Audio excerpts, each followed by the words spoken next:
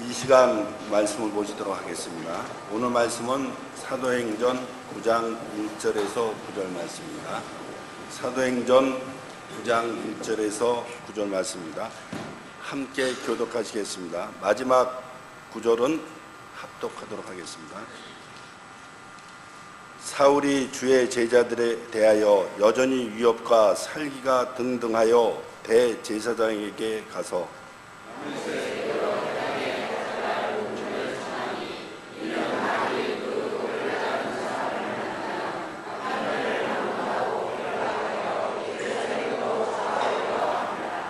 사울이 길을 가다가 다메섹에 가까이 이르더니 호련히 하늘로부터 빛이 그를 둘러 비추는지라.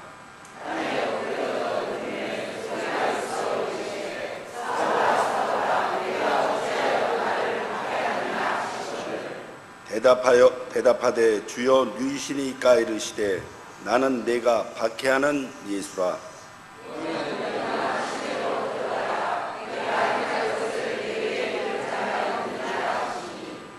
같이 가던 사람들은 소리만 듣고 아무도 보지 못하여 말을 못하고 서 있는지라.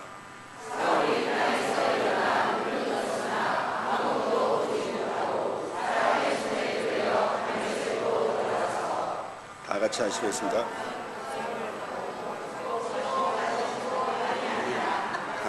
아멘. 자, 착석하시겠습니다.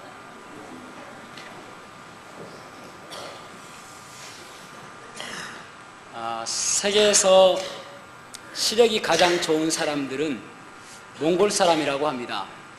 몽골 사람은 시력이 3.0에서 4.0이라고 합니다. 부럽죠? 심지어는 어떤 사람은 6.0까지도 있다고 합니다. 거의 매 눈이 아닌가 싶을 정도로 눈이 좋은 것 같습니다. 그런데 우리가 성경에서 보면은 이런 육신적인 눈보다 더 중요한 것이 영적인 눈임을 기억하셔야 됩니다. 사무엘상 3장 1절부터 보면은 엘리 제사장에서 나오고 있는데 엘리 제사장이 점점 이상이 보이지 않고 그러면서 그 눈이 점점 어두워져 갔다라고 말씀하고 있습니다. 여기 눈이 점점 어두워져 갔다라는 그 말의 의미 속에는 하나님을 더 이상 발견하지 못하고 점점 하나님을 바라보지 못하는 영적인 시력도 어두워져 갔음을 암시하고 있습니다. 그래서 결국은 엘리 제사장이 그 점점 눈이 어두워지면서 그 가족들은 불행 쪽으로 계속 흘러가는 것을 보게 되어집니다. 모세는 120세에 죽었는데 그때도 눈이 흐리지 않았다라고 성경은 말씀하고 있습니다. 사랑하는 성도 여러분, 우리들도 눈이 중요하죠. 그렇지만 우리 육신적인 눈보다 더 중요한 것이 영적인 눈임을 기억하시기를 바랍니다. 민수기 13장에 보면은 12명의 정탐꾼을 뽑아서 약속의 땅 가나안으로 그들을 보냅니다. 그런데 10명의 정탐꾼은 육신적인 눈은 너무나도 좋았습니다. 그 땅의 과실은 너무나도 크고 그리고 그 땅에 있는 사람들은 너무나도 장대하다라고 그들은 평가했습니다. 육신적인 눈이 너무나도 좋았기 때문에 흡사 그들을 바라볼 때 우리는 메뚜기와 같다라고 이야기했습니다. 그런데 그들이 바라보지 못했던 것이 무엇이냐면은 영적인 시각이 없었던 것입니다. 그들보다 더 강하신 하나님, 그들과 함께 하시는 그 하나님을 그들은 발견하지 못했던 것입니다. 그러나 여호수아와 갈렙 2명의 정탐꾼은 그들이 강하고 장대한 것은 맞지만은 우리와 함께 하시는 그 하나님, 그 하나님께서 우리와 함께 하시면 그들은 우리의 밥이다라고 이야기하게 되어집니다. 그래서 이스라엘 온 백성들이 10명의 정탐꾼의 보고를 받고 그들은 실망하고 그리고 그들은 좌절하게 됨으로 인해서 밤이 새도록 울었다라고 기록하고 있습니다. 그래서 이 여호수아와 갈렙 외에는 모두가 다 광야에서 죽는 신세가 되었습니다. 왜 그렇습니까? 시각의 차이죠. 영적인 시각으로 바라보느냐, 육신적인 시각으로 바라보느냐인 것이죠. 오늘 본문의 말씀에 보면은 사울이라는 사람이 등장하게 되어집니다. 그런데 사울이라는 사람에 대해서 9장 8절과 9장 18절에 보면은 특별히 주목되어지는 단어가 무엇이냐면은 보았다라는 단어입니다. 이 9장 8절에도 보면은 그가 보지 못하였다, 사흘 동안 보지 못하였다 그렇게 말씀하고 있고, 9장 18절에는 보게 되었다라고 말씀하고 있습니다. 결국은 하나님의 은혜로 그가 눈을 다시 떠서 보게 됨을 말씀하고 있습니다. 사랑하는 성도 여러분, 오늘 저는 이 본문의 말씀을 가지고 지금 우리가 무엇을 보고 있는지, 무엇이 보이는가라는 제목으로 말씀을 나누려고 합니다. 오늘 본문의 말씀을 통해서 영적인 시각을 회복하게 되어지는 귀한 시간이 되시기를 주님의 이름으로 축복합니다. 육신적인 시각이 중요한 것이 아니라 영적인 시각이 중요함을 바라보는 오늘 말씀이 되었으면 좋겠습니다. 첫 번째로는 고난의 현장에도 우리와 함께 계시는 주님을 볼 수 있어야 됨을 알 수가 있습니다. 다시 한번요. 고난의 현장에서도 우리와 함께 하시는 주님이 계시다는 것을 볼 수 있는 시각을 회복해야 됨을 말씀하고 있습니다. 여기 3절에서 5절 말씀을 한번 보시겠습니다. 자, 3절에서 5절 말씀을 같이 한번 읽어보겠습니다. 시작.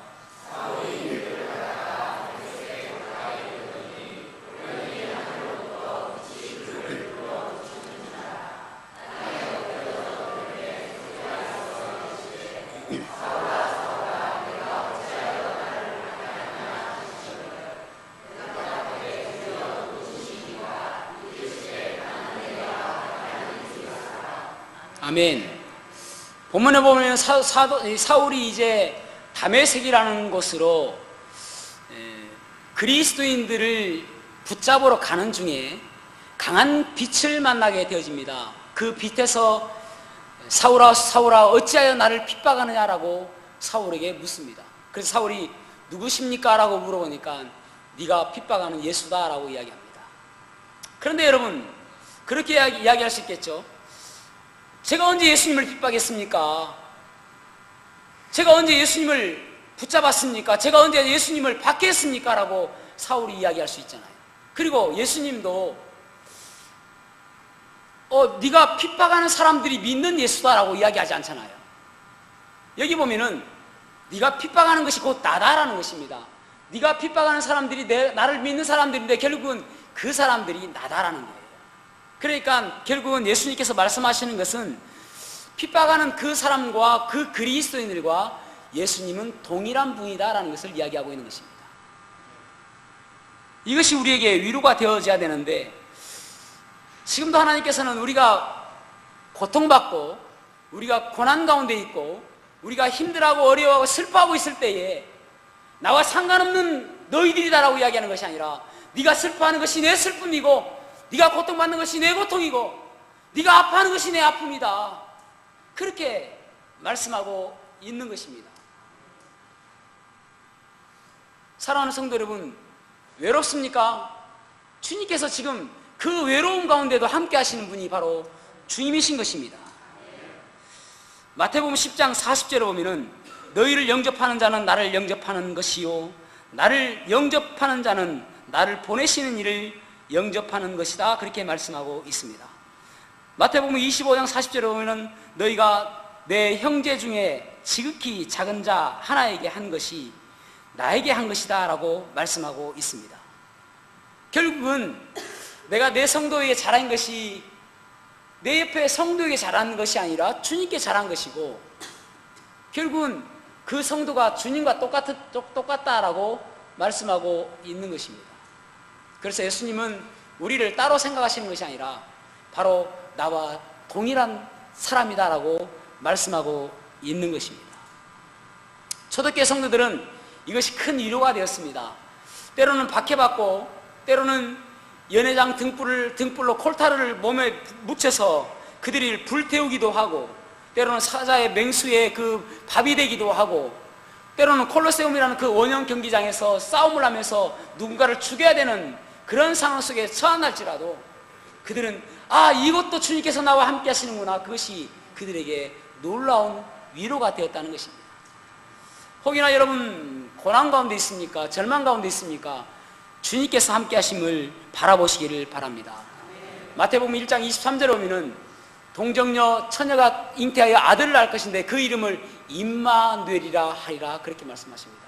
이를 번역한 즉 하나님이 우리와 함께 계시다 함이라 그렇게 말씀하고 있어요.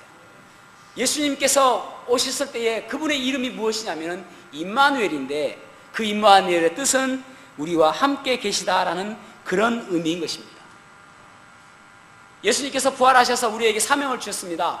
마태복음 28장 19절 20절에 보면은 그러므로 너희는 가서 모든 족속으로 제자를 삼아 아버지와 아들과 성령의 이름으로 침례를 주고 그렇게 말씀하고 있죠.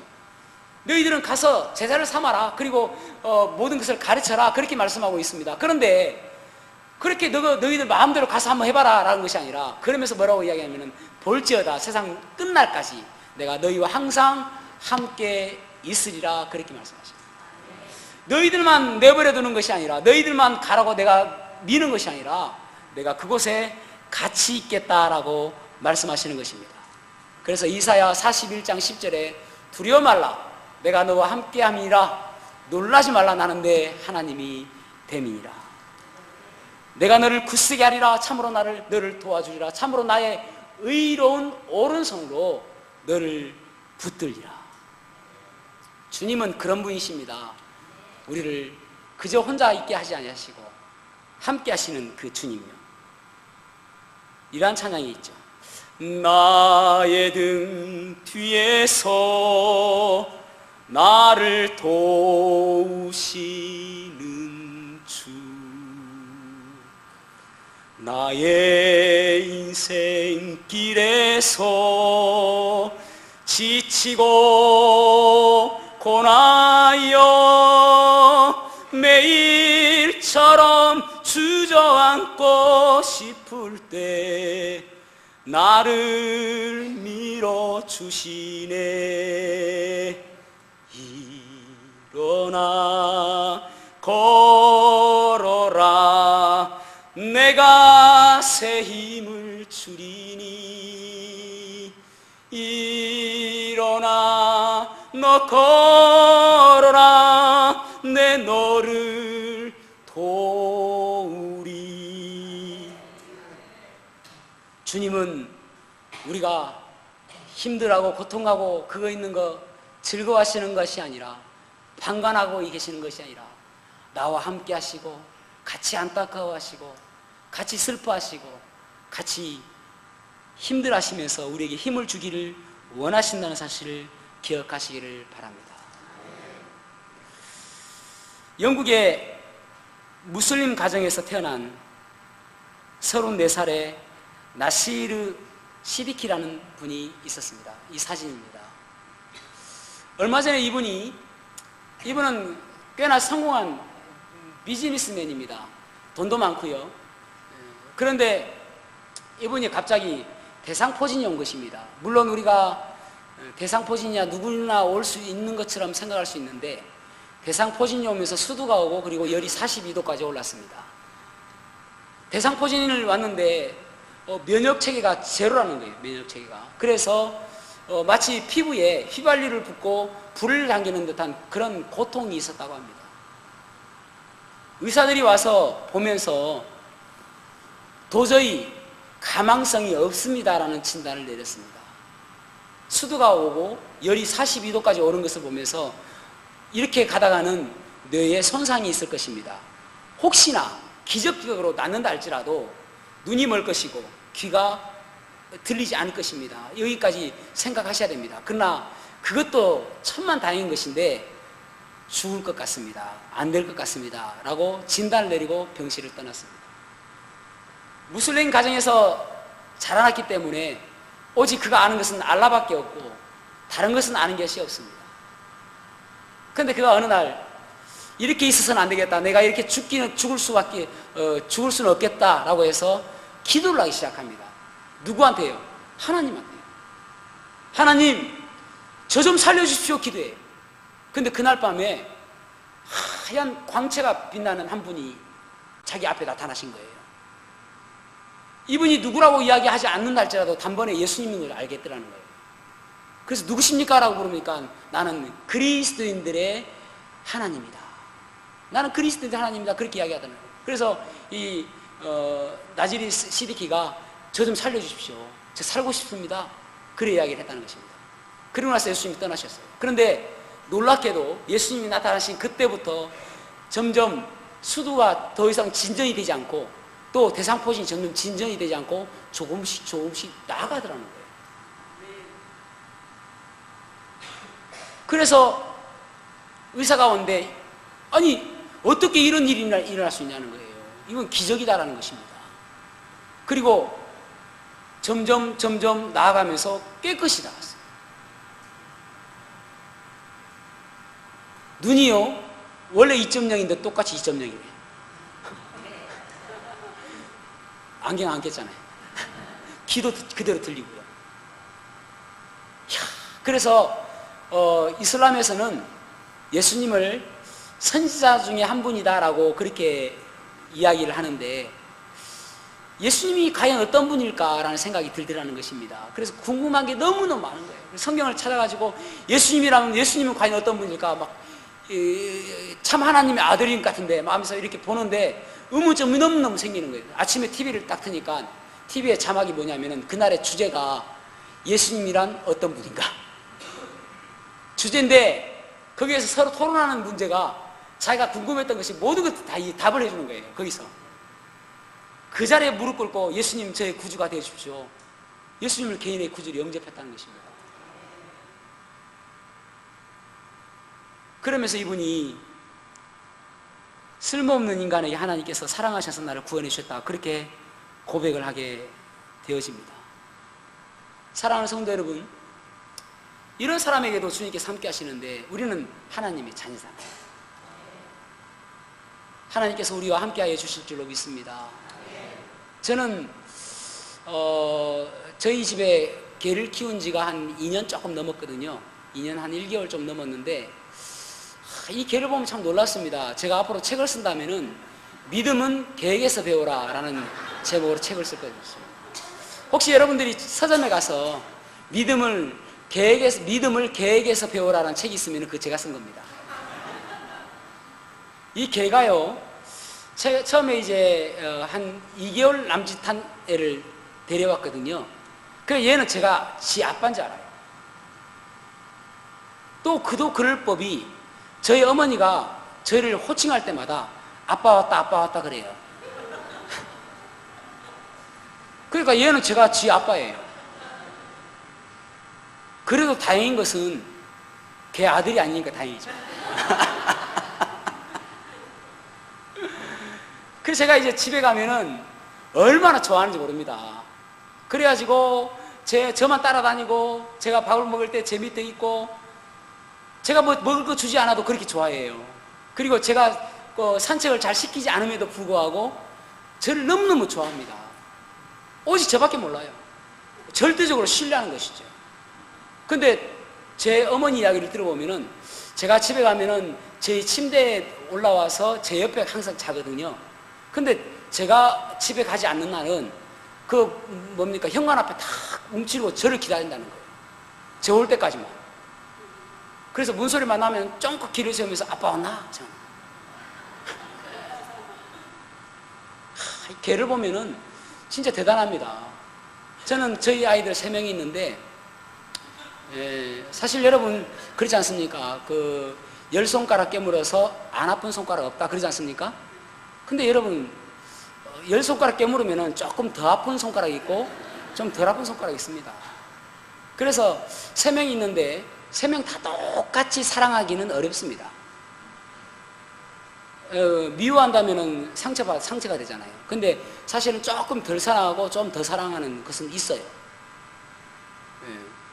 얼마 전에 제가 이제 한 사람을 제가 소고기를 사드렸어요. 소고기를 사줬어요. 청년이니까 소고기를 사줬습니다. 그러니까 제가 소고기 좋아하니? 하니까 얘가 하는 이야기가 엄청 사랑해요. 그러더라고요. 그러면 돼지고기는 안 좋아하니? 그러니까 돼지고기도 사랑해요. 근데 소고기도 사랑해요. 그러니까 그와 마찬가지입니다. 돼지고기, 소고기 있는 중에서 소고기를 더 사랑하듯이 자녀들이 3명 있는데 3명 다 똑같지는 않고 조금 더 사랑하고 좀 덜 사랑하는데 그 기준이 무엇인가 하면은 부모의 마음을 잘 아는 사람이죠. 그렇지 않습니까? 부모의 마음을 잘 알고 아버지 저희들 위해서 수고하시니까 너무너무 감사해요, 사랑해요, 안마해 드릴까요? 이러면 얼마나 좋아요.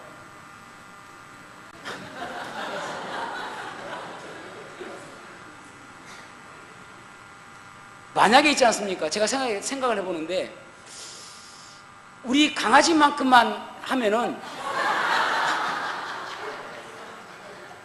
저는 10명도 키울 수 있어요. 애들 10명도 키울 수 있다니까. 강아지만큼만 하면은. 그렇게 못하니까 3명만 키우는 거예요.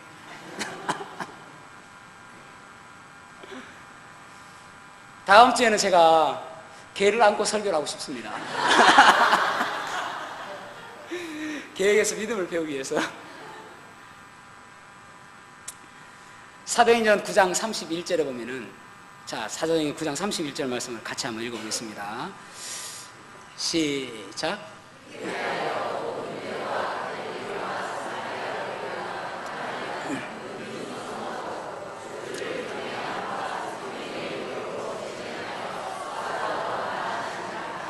아멘. 여기 이 사도행전 9장 31절은 사도행전의 중간 보고서입니다. 그러니까 이제 중간에 이제 어떻게 지금 교회가 든든히 서가고 있는지를 말씀해주고 있는 거예요. 그러니까 지금 중간에 어떻게 되고 있냐면은 박해가 심하고 고난 가운데 있음에도 불구하고 교회가 평안하고 든든히 서가고 있는데 그 이유가 무엇이냐면은 그들이 주를 경외하고 그리고 성령의 위로하심 때문에 그들이 교회가 점점 평안하고 든든히 서가고 있다라고 말씀하고 있는 것입니다. 그냥 우리 한국 성경을 보면은 조금 그런 의미가 아닌데 원어적인 의미는 그렇습니다. 그러니까 그들이 평안하고 든든히 서가는 이유가 무엇이냐면은 여기 보면은 성령의 위로하심이 있고 그리고 주를 경외하기 때문에. 그러니까 경외하다는 말은 존경함과 두려워하는 마음의 합성어죠. 그러니까 하나님을 두려워하면서 그러면서 이제 하나님의 위로하심이 있으니까 든든히 서갔다는 것입니다. 이 하나님의 위로하심이라는 게 무엇이냐면은 바로 하나님께서 함께 하심으로 인해서 그들에게 위로하는 거예요. 사도행전에는 엄청난 핍박이 있었습니다. 우리가 사도행전 8장에서 봤을 때에 아주 엄청난 핍박이 있었지 않습니까? 그럼에도 불구하고 그들이 평안함을 누리고 교회가 든든히 서간 이유가 무엇이냐면은 그 가운데서도 하나님께서 함께 하심을 그들이 느꼈기 때문에 그렇습니다. 출애굽할 때 이스라엘 백성들이 출애굽에서 광야 생활하지 않습니까? 그때에 그들이 하나님께서 함께 주셨기 때문에 때로는 구름 기둥과 불 기둥으로 그들을 인도하시고 그리고 배고플 때는 만나를 내려주시고 그리고 목이 마를 때는 반석에서 물이 나게 하시고 그리고 고기가 먹고 싶다 할 때는 메추라기를 보내셔서 그들을 먹이셨지 않습니까? 주님이 함께 하실 때 그들은 불편함이 없었거든요. 그런데 사도행전에서도 보면은 그들이 주님께서 함께 하신 것을 느끼니까 결국은 그런 부족함이 없는 거예요. 그 가운데서 평안함을 누리게 되는 것이죠. 위로함을 받게 되는 것이죠. 여러분, 그래서 우리가 환경보다 더 중요한 것은 주님이 함께 하신 그것을 우리가 영적인 눈으로 바라보는 거예요. 그럼 그 어려운 가운데서 우리가 회복할 수 있는 것이죠. 주님께서 함께 해주셔서 나를 회복시켜 주시겠구나. 다시 나를 일으켜 세워 주시겠구나. 그것을 느끼는 것이죠. 그래서 우리의 시선이 주님께서 함께 하심을 회복하는 그러한 삶이 되시기를 바랍니다. 두 번째로는 하나님의 은혜 가운데서 우리의 추격하심을 바라보는 시선이 있어야 됩니다. 하나님은 우리를 추격하시는 분이다 라고 말씀하고 있는 것이죠. 이 사울이 이제 다메섹으로 가서 다메섹의 유다라는 집에 가가지고 3일 동안 거하게 되집니다. 3일 동안 그는 물도 마실 수 없었고 먹지도 못하고 그냥 캄캄하게 살아갔습니다. 절망 가운데 살아가게 됐죠. 그때 하나님께서 예수님께서 이 아나니아 선지자를 통해서 가서 안수해서 고쳐줘라 라는 그러한 이야기를 해주게 되어집니다. 9장 10절에요. 그러니까 이 아나니아가 어떤 사람인지를 사도행전 22장 12절에 보면 그렇게 말씀하고 있습니다. 율법에 따라 경건한 사람으로 거기 사는 모든 유대인들에게 칭찬을 듣는 사람이다. 그렇게 말씀하고 있습니다. 그러니까 아나니아는 기도하는 사람이었습니다. 기도하는 사람이기 때문에 주님의 음성을 잘 듣는 사람이었죠. 그래서 주님께서 그에게 가서 사울에게 가서 안수해서 낫게 하라고 그렇게 말씀하고 있습니다. 13절에서 14절에 보면은 9장 13절 14절 같이 읽어보겠습니다. 아나니아가 하나님께 주님께 물어보는 이야기입니다. 13절 시작.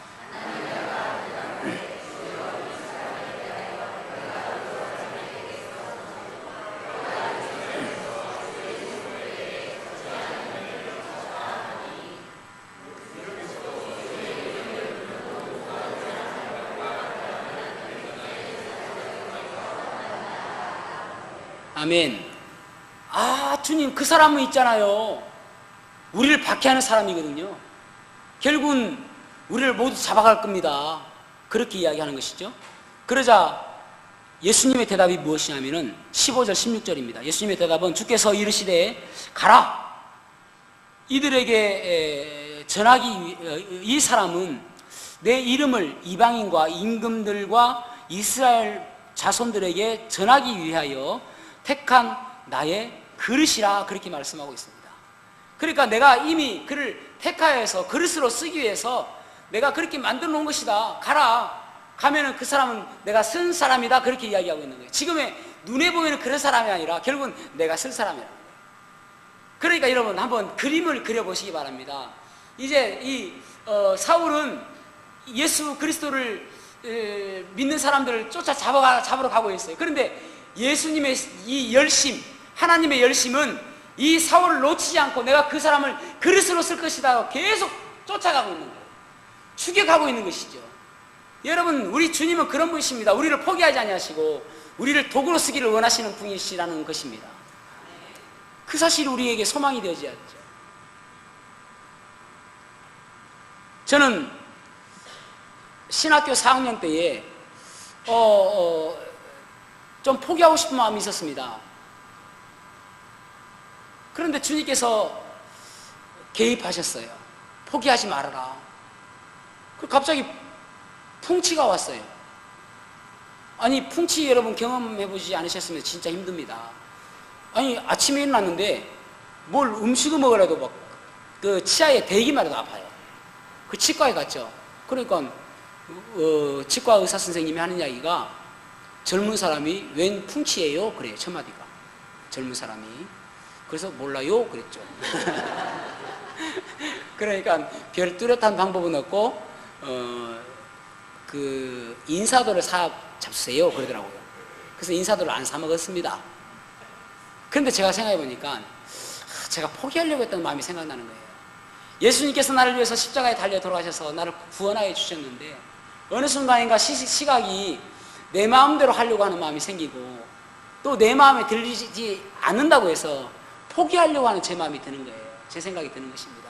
그래서 제가 회개했습니다. 하나님, 제가 주님께 헌신할 때가 언제인데 벌써 또 포기하려고 하는 제 마음을 용서해 주세요. 그렇게 기도했습니다. 근데 놀랍게도요, 그 다음 아침날 되니까 하나도 안 아파요. 인사도를 안 먹었는데도. 제가 얼마 전에 큰 사고가 나지 않습니까? 그 사고만 이야기하면 사람들이 다 놀랍니다. 놀래가지고 자빠질 지경입니다. 주님께서는 우리를 포기하지 않으십니다. 설령 내가 포기하고 내가 그만두고 싶어 한다 할지라도 주님께서는 포기하지 않으시고 여전히 나를 위해서 계획을 가지고 계시고 쓰기를 원하시고 도구되기 원하시고 주님께서 원하시는 방법이 있는 것입니다. 그래서 끝까지 우리를 추격하셔서 달려오셔서 나를 사용하시는 거예요. 다른 사람들은 다 포기한다 할지라도 우리 주님께서는 나를 포기하지 않으시는 분이신 것입니다.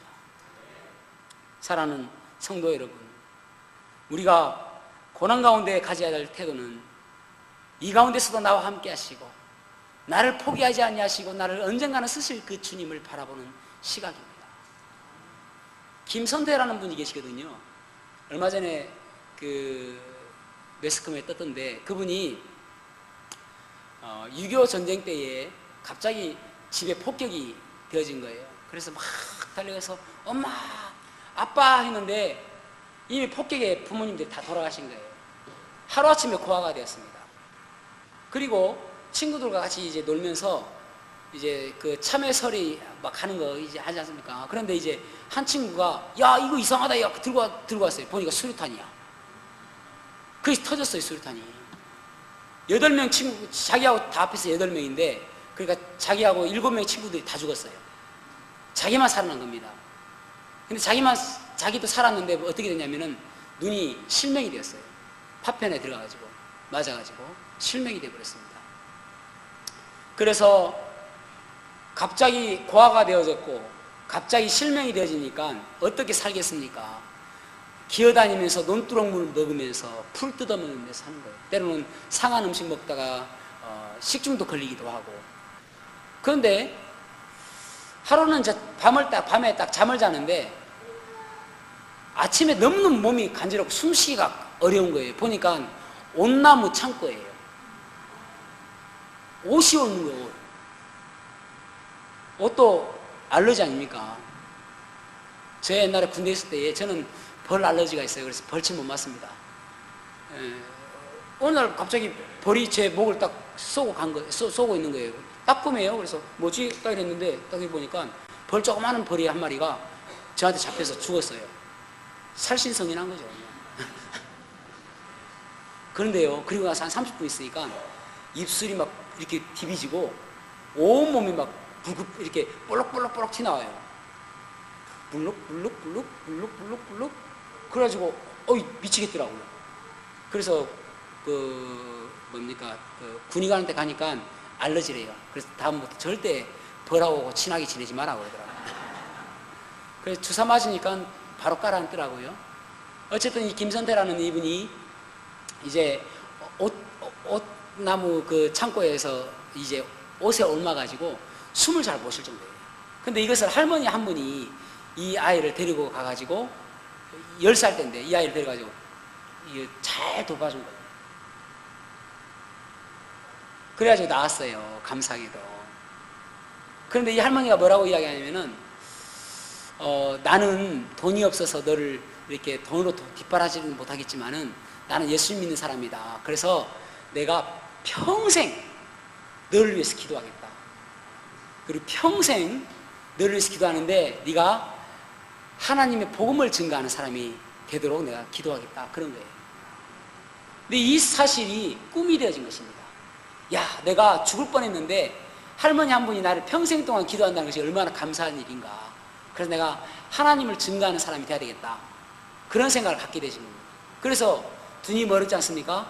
이제 그 점자로 공부를 하는 것입니다. 점자로. 그래가지고 숭실대 갔다가 미국에 가가지고 신학 박사, 철학 박사, 그 다음에 목회학 박사, 이 박사학위 3개를 받는 거예요. 안 놀라셔도 괜찮아요. 우리도 할 수 있으니까. 점자로 했는데. 그래서 헬렌 켈러 이후에 박사학위 3개를 받은 사람이 이분이 유일하답니다.